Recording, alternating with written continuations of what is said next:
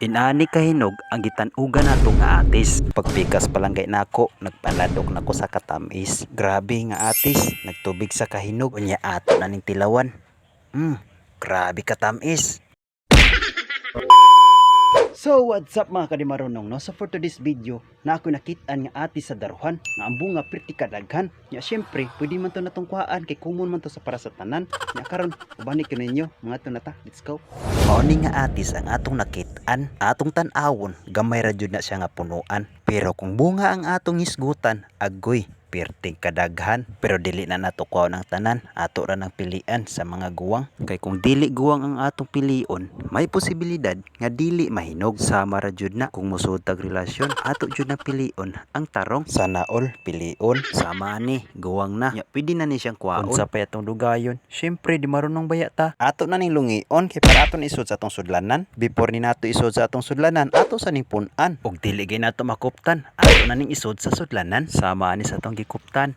Diha ka para dili ta malkansi. Syempre ato ning daghanon. Kung mahimo pa man gani ato ning hotdon, pero ayaw lang mamilin po ta sa uban. Syempre kay dili ra man kita naitiyan. Ana man na di marunong jud ta. Ya karon kay ubay-ubay naman atong gikuptan, ato na sa ni siyang isod sa sudlanan. Ya karon kay bugat-bugat naman, ato ning ibalhin sa ubos ang sudlanan para dili matangtang ang gunitanan. Atong sak-an kay murag tuwa man sa igbaw ang daghan. Ya paghangad nato sa igbaw nakita man taguwang, ato ning kuhaon, nya ato ning isod sa sudlanan. Syempre di pud ta mo uli kung dili daghan ang atong kuha. Nya ubay-ubay naman ni atong gikuptan, moambak ta diri kay ato na ning isod sa sudlanan. Nya pagtan-aw nato di sa atong sudlanan mo pa man napuno, syempre ato ni siya ning ipunan tungod sa atong katapulan. Ato na ning gi-pass forward, tan-awa pertirang dali kay syempre di marunong jud ta.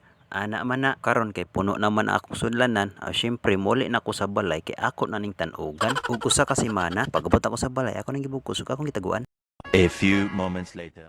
Pag human sa usa ka semana, syempre ako na ning gitan-aw kung unsay resulta sa atong gitan-ugan nga atis. Nya pagpislit nako ay sakto ra, lata-lata na atong pikason para maklaro nga hinog na jud siya. Tan-awa na, perti na jud lataa. Pagpislit pa lang gay nako akong dila naglaway-laway na. Syempre di marunong jud ta. Ana man na tan-awa na mga kadimarunong, grabe ka hinog kay syempre wala man jud nabunog. Lahi ra gud siya kung mabunog kay ikaon nimo apod-apod. Pero sa tinuod lang, inyani akong ganahan nga hinog. Inig-abli pa lang kay daan, motulo na imong laway tungod sa katamis. Ya ato na ning tilawan kung unsa ka tinuod nga tamis ba jud ni nga atis. Agoy, tinuod man di ay halos maapil na lang og kitkit ang panit tungod sa katamis. Tan-awa na si di marunong, ganado kayo mukaon sa dili niya nga tinanom. Pero okay ra jud na, wala man pud tag iya. Mao toy giingon nga common ra gyud to para sa tanan. Pero di lang ta magisgutana, tanawa na si di marunong gilamian. Nya ato nang pun-an kay lami man. Samot na og gipahinog sa punuan. Mao jud nay pinakatamis sa tanan. Pero mas okay jud ni ang tinan-ugan. Kay ikaw ra man ang mag-atang kung kanus ang mahinggan. Bitaw dili lang ta kutob ha. Ug sa katudeng atong mga silent viewers diha, please de kog follow para mas daghan pa ta mabuhat og mga video. Nya kay dili man ni nato mahurot og kaon ang sobra ato ni hatag sa atong mga igsuon. Balikon ako dili lang ta kutob and God bless.